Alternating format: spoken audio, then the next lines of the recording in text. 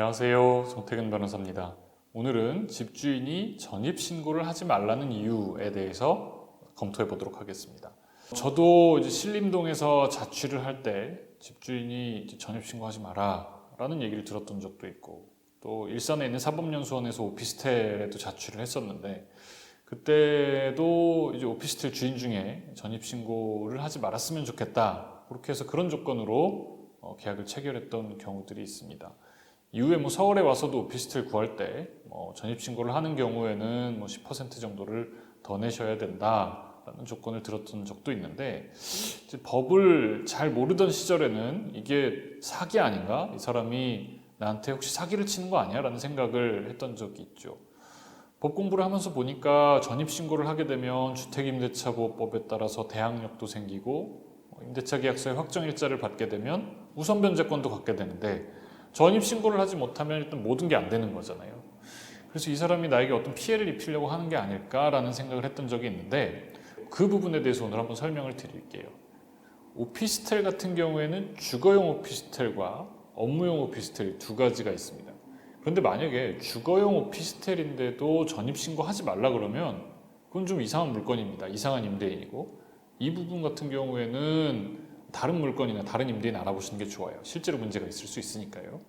그런데 업무용 오피스텔 같은 경우는 좀 달라질 수 있습니다.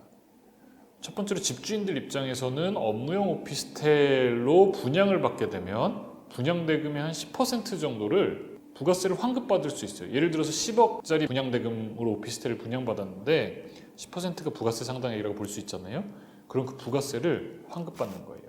그런데 만약에 전입신고를 하면 주거용 오피스텔로 사용한다 라고 봐서 환급받았던 부가세를 다시 반납해야 됩니다.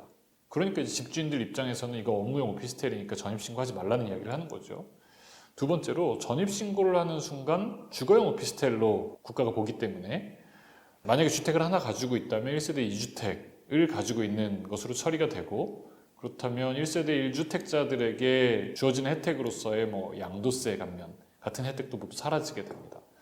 또 주택을 가지지 않은 사람들 같은 경우는 1순위 청약권을 가질 수 있을 텐데, 이 오피스텔이 주거용 오피스텔이라면 주택을 가지고 있는 거기 때문에 1순위 청약권도 없어지겠죠.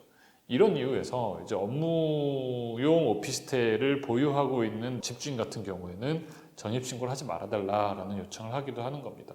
물론 업무용 오피스텔 가지고 왔으면 주거용으로 사용하면 안 되겠지만, 실무상 이제 사업자 등록을 하지 않고 그냥 들어와서 사는 경우에는 지금 말씀드렸던 부가세 환급의 혜택이라든지 양도세 감면 또는 1순위 청약권 같은 혜택이 있기 때문에 집주인들이 이런 요청을 할 수 있는 겁니다. 사기는 아니고요.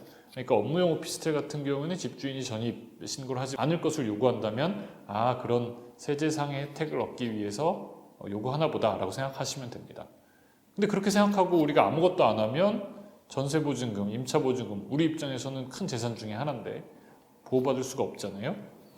물론 전입신고하지 않으면 주택임대차보호법이 제공하는 대항력이나 우선 변제권을 확보할 수는 없겠지만, 이 경우에 우리가 취할 수 있는 것 하나 있습니다.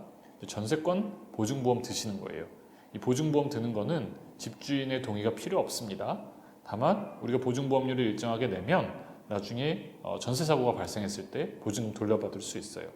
과거에는 계속 부동산도 올라가고 부동산 사기라는 거, 전세 사기라는 거 잘 있지도 않았고, 업무용 오피스텔이 이렇게 많지도 않았으니까 뭘 보험료까지 내가면서 전세보증금을 보호받나 라는 생각하시는 분들 많았지만, 최근에 요즘에 기사화되고 있는 경우들도 많고 주변에서도 들려오지만 실제로 보증금을 전액 돌려받지 못하는 경우들도 상당히 있습니다.